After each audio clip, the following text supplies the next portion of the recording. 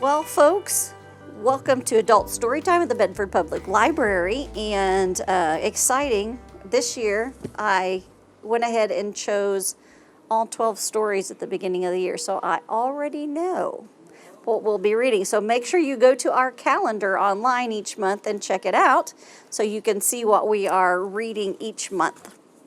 And without further ado, this is Lucy Maud Montgomery's Miss Sally's Letter. Miss Sally peered sharply at Willard Stanley, first through her gold-rimmed glasses and then over them. Willard continued to look very innocent. Joyce got up abruptly and went out of the room. "So, you've bought that queer little house with that absurd name," said Miss Sally. "You surely don't call Eden an absurd name," protested Willard. "Oh, I do, for a house, particularly such a house as that, Eden. There are no Edens on earth, and what are you going to do with it?" "I'm going to live in it." "Alone?" Miss Sally looked at him suspiciously. "No, the truth is, Miss Sally, I'm hoping to be married in the fall, and I want to fix up Eden for my bride."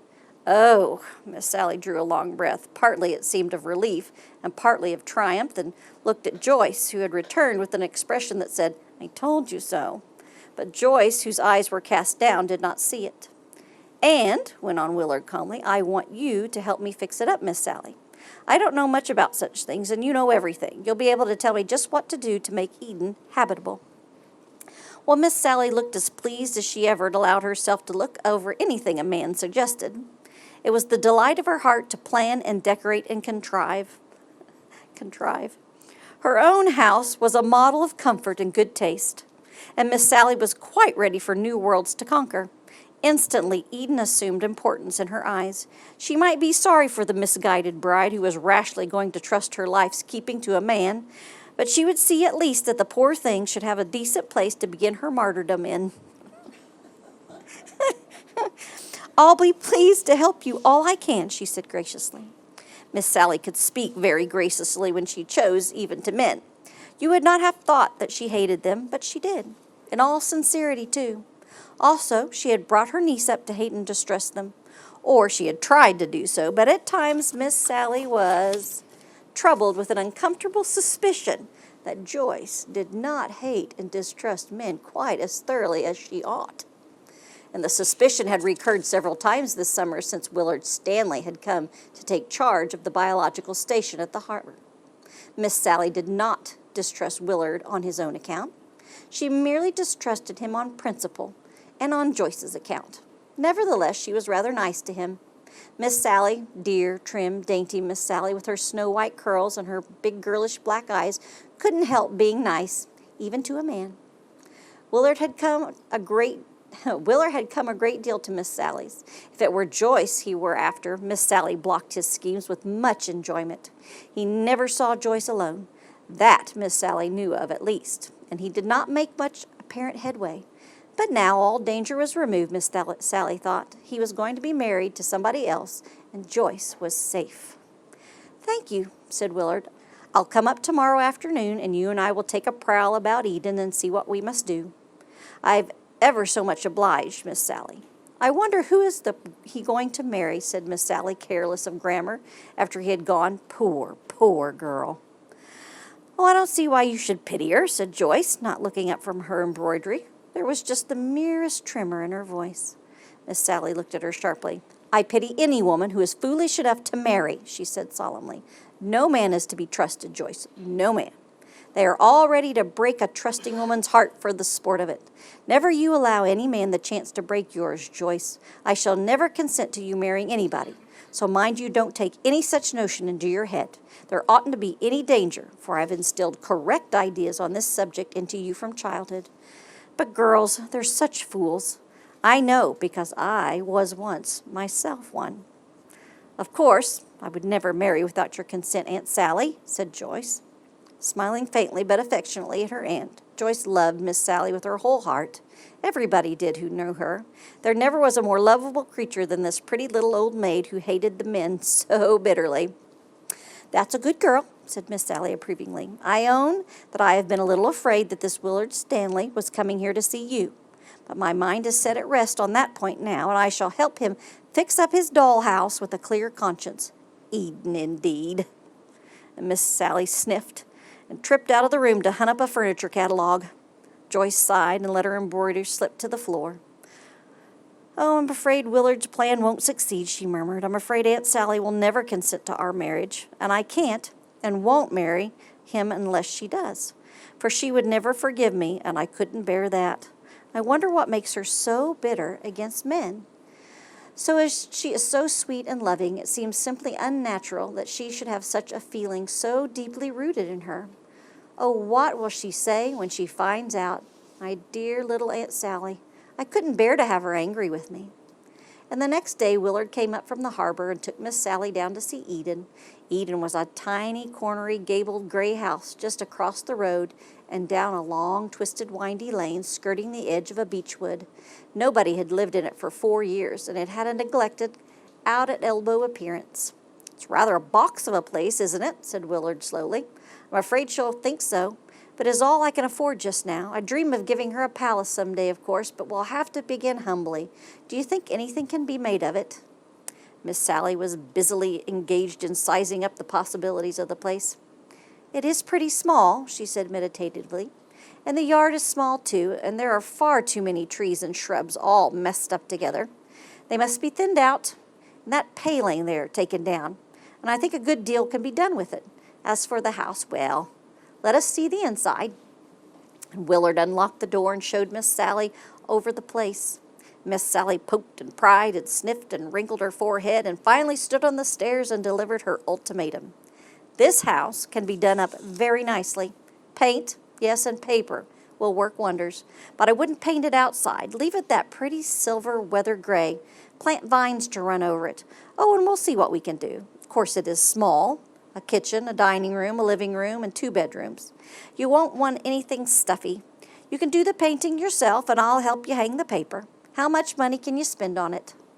Willard named the sum. It was not a large one.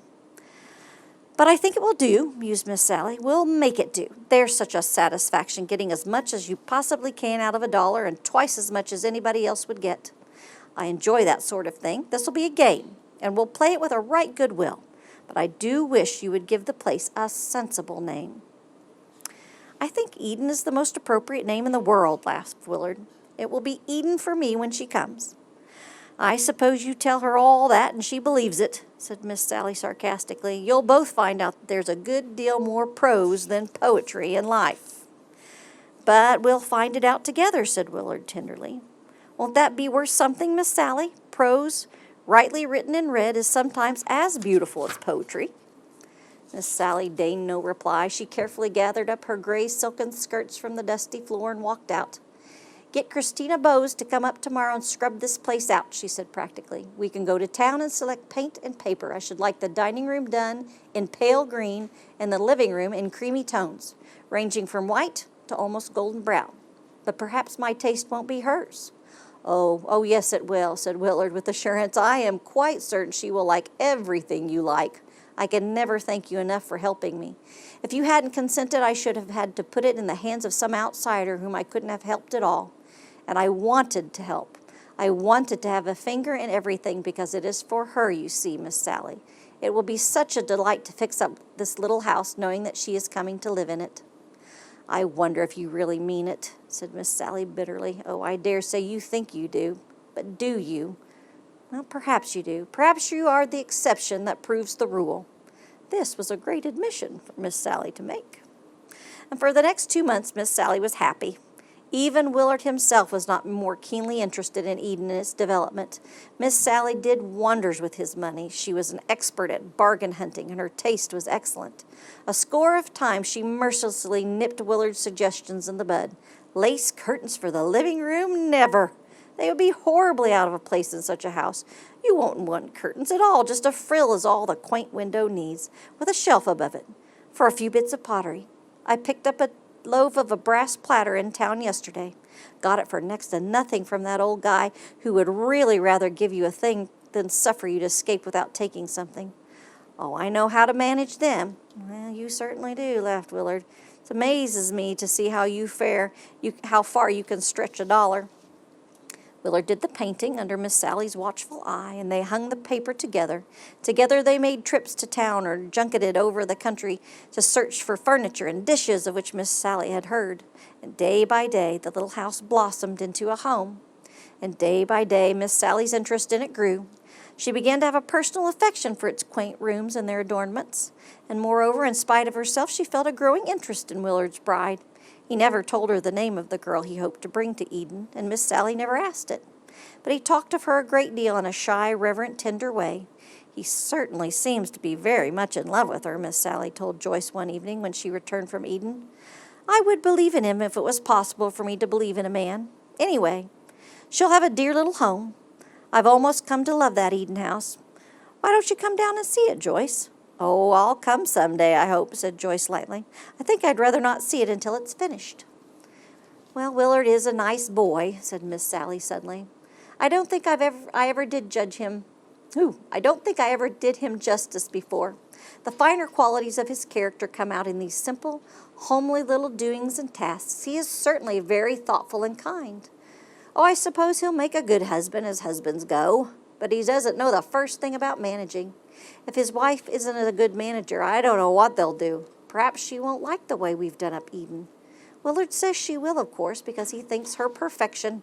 But she may have dreadful taste and want the lace curtains and that nightmare of a pink rug Willard admired.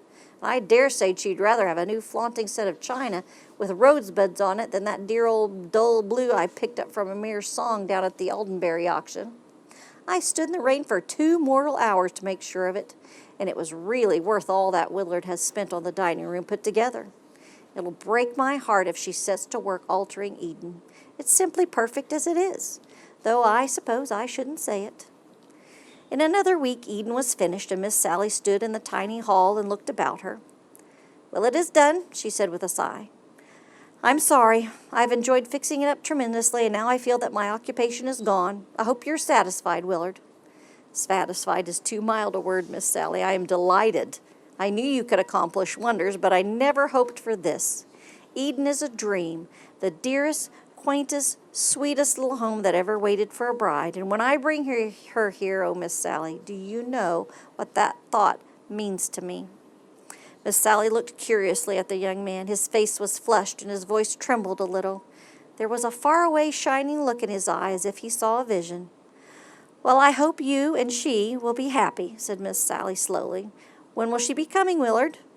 The flush went out of Willard's face, leaving it pale and determined. That is for her and you to say, he answered steadily. Me? Exclaimed Miss Sally. What have I to do with it? A great deal, for unless you consent, she will never come here at all. Willard Stanley, said Miss Sally with an ominous calm. Who is this girl you mean to marry? Well, the girl I hope to marry is Joyce, Miss Sally. Wait, now don't say anything till you hear me out. He came close to her and caught her hands in a boyish grip. Joyce and I have loved each other ever since we met. But we despaired of winning your consent, and Joyce will not marry me without it.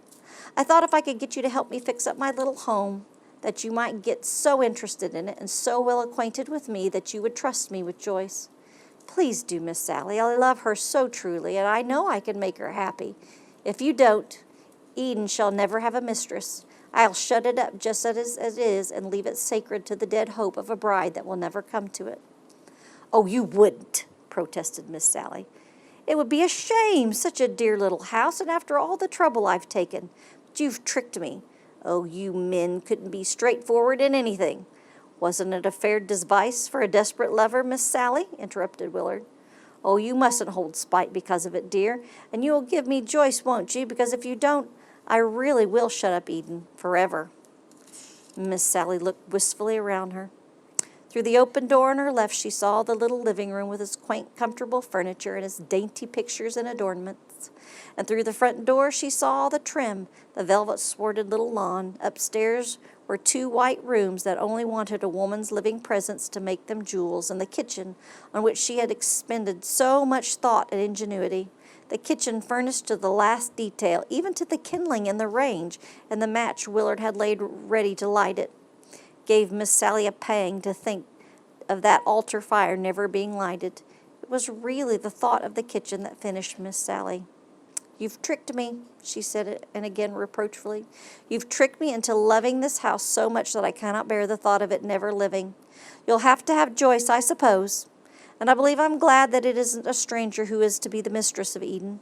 Joyce won't hanker about pink rugs and lace curtains, and her taste in china is the same as mine. In one way, it's a great relief to my mind, but it's a fearful risk to think that you may make my dear child miserable. You know you don't think that I will, Miss Sally. I'm not really such a bad fellow, now am I? You are a man, and I have no confidence whatever in men, declared Miss Sally, wiping some very real tears from her eyes with a very unreal sort of handkerchief, and one of the cobwebby affairs of lace her daintiness demanded. Miss Sally, why have you such a rooted distrust of men? Demanded Willard curiously. Somehow it seems so foreign to your character. I suppose you think that I'm a perfect crank, said Miss Sally, sighing. Well, I'll tell you why I don't trust men. I have a very good reason for it. A man broke my heart and embittered my life. I've never spoken about it to a living soul, but if you want to hear about it, you shall. Miss Sally sat down on the second step of the stairs and tucked her wet handkerchief away, and she clasped her slender white hands over her knee. In spite of her silvery hair and the little lines on her face, she looked girlish and youthful. There was a pink flush on her cheeks, and her big black eyes sparkled with the anger her memories aroused in her. I was a young girl of 20 when I met him, she said, and I was just as foolish as all young girls are, foolish and romantic and sentimental. He was very handsome, and I thought him, but there, I won't go into that. It vexes me to recall my folly, but I loved him. Yes, I did, with all of my heart, with all there was of me to love. He made me love him. He deliberately set himself to win my love, and for a whole summer he flirted with me. I didn't know he was flirting. I thought him in earnest. I was such a little fool and so happy. And then he went away suddenly without even a word of goodbye, but he had been summoned home by his father's serious illness, and I thought he would write, and I waited, and I hoped, and I never heard from him, never saw him again. He had tired of his plaything and flung it aside, that is all, concluded Miss Sally passionately. I never trusted any man again.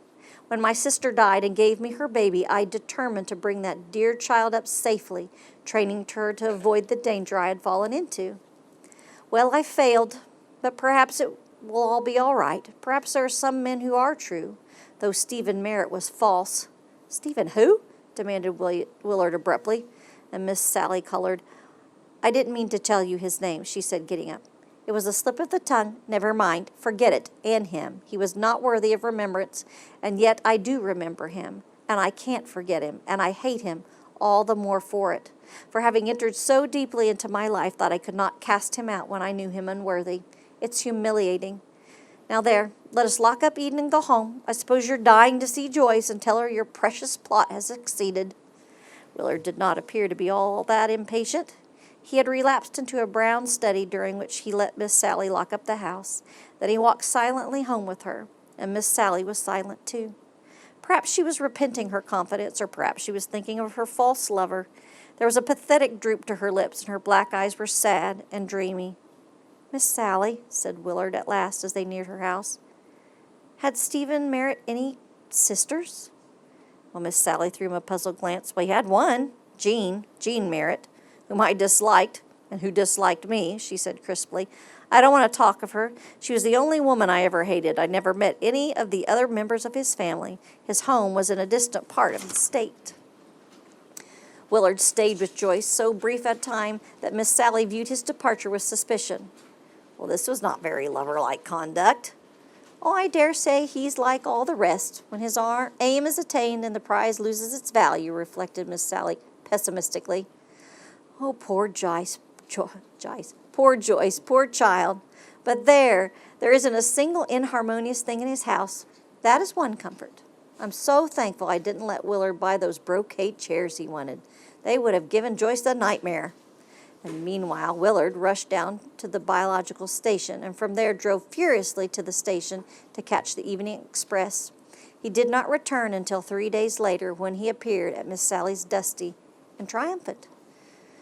Joyce is out, said Miss Sally. I'm glad of it, said Willard recklessly. "It's you I want to see, Miss Sally. I have something to show you. I've been all the way home to get it." And from his pocketbook, Willard drew something folded and creased and yellow that looked like a letter. She opened it carefully, and holding it in his fingers, looked over it at Miss Sally. "My grandmother's maiden name was Jean Merritt," he said deliberately, "and Stephen Merritt was my great-uncle. I never saw him. He died when I was a child, but I've heard my father speak of him often." Miss Sally turned very pale, and she passed her cobwebby handkerchief across her lips, and her hand trembled, and Willard went on. "My uncle never married. He and his sister Jean lived together until her late marriage. I was not very fond of my grandmother. She was a selfish, domineering woman, very unlike the grandmother of tradition. When she died, everything she possessed came to me as my father. Her only child was then dead. In looking over a box of old papers, I found a letter, an old love letter, and I read it with some interest, wondering whose it could be and how it came among grandmother's private letters, because it was signed Stephen, so that I guessed my great-granduncle had been the writer. But I had no idea who the Sally was to whom it was written until the other day, and then I knew it was you. And I went home to bring you your letter, the letter you should have received long ago. Why you did not receive it, I cannot explain. I fear that my grandmother must have been to blame for that. She must have intercepted and kept the letter in order to part her brother and you.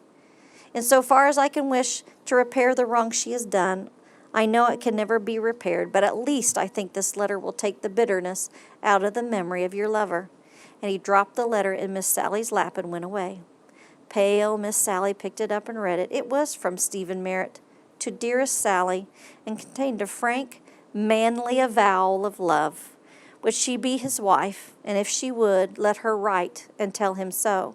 But if she did not and could not love him, let her silence reveal the bitter fact, and he would wish to spare her the pain of putting her refusal into words. And if she did not write, he would understand that she was not for him. And when Willard and Joyce came back into the twilight room, they found Miss Sally still sitting by the table, her head leaning pensively on her hand. She'd been crying, and the cobwebby handkerchief lay beside her, wrecked and ruined forever. But she looked very happy. "I wonder if you know what you have done for me," she said to Willard. "But no, you can't know. You can't realize it fully. It means everything to me. You have taken away my humiliation and restored to me my pride of womanhood. He really loved me. He was not false. He was what I believed him to be. Nothing else matters to me at all now. Oh, I'm very happy. But it would never have been if I had not consented to give you Joyce." And she rose and took their hands in hers, joining them. "God bless you, dears," she said softly. "I believe you will be happy, and that your love for each other will always be true and faithful and tender. Willard, I give you my dear child in perfect trust and confidence." And with her yellowed love letter clasped in her heart, to her heart, and a rapture shining in her eyes, Miss Sally went out of the room. Is that not too romancy for Valentine's Day, right? I thought it was just a sweet love story for Valentine's Day. Wasn't too soppy, was it?